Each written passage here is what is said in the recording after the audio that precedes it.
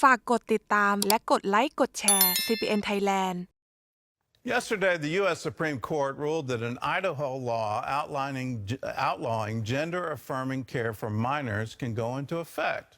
Well, that's good news for many parents whose children are questioning their gender. In some areas, the church is providing support for these families with ministries that offer resources and other practical help. Paul Petit reports.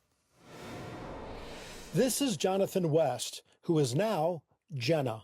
It came from nowhere. Even in Christian homes like Melinda's, gender identity and transitioning is surging. My son was gone, and this person in front of me was going to be changing, and it wasn't the person I knew.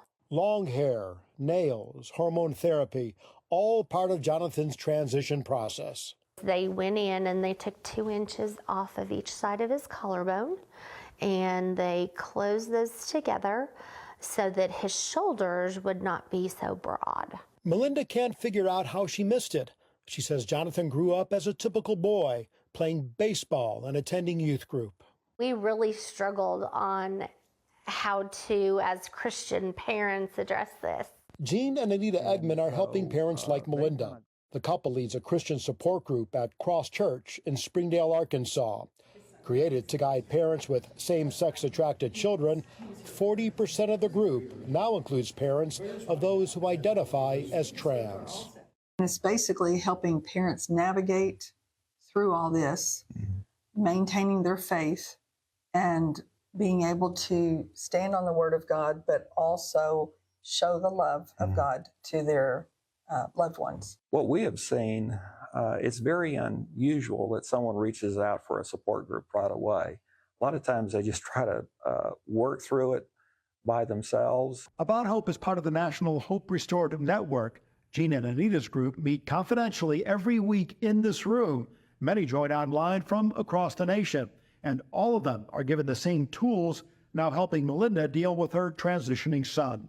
When she first came to us, within the first few weeks, we were going through boundaries, creating healthy boundaries.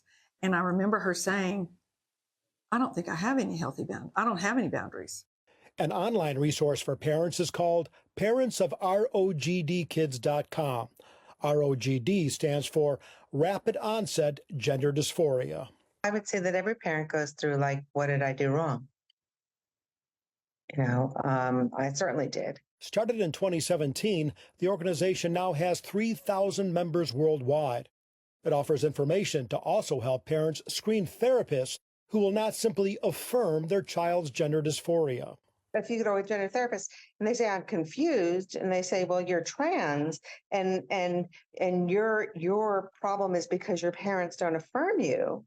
Okay, well, that's just bad therapy. Melinda's support group has taught her what she's up against and how to navigate her relationship with Jonathan. What we see now is that how strong she's gotten, and That's awesome. She has learned it's okay to say no. He won't receive gifts from me because I won't buy him anything pink.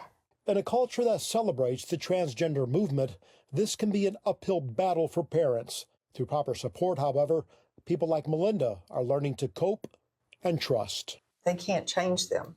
And so in their Christian faith, they have to fall back on that the Lord is the only one that can really change somebody. I am hoping and praying that as he learns who he is, he will learn who he is through Christ. In Arkansas, Paul Petit, CBN News.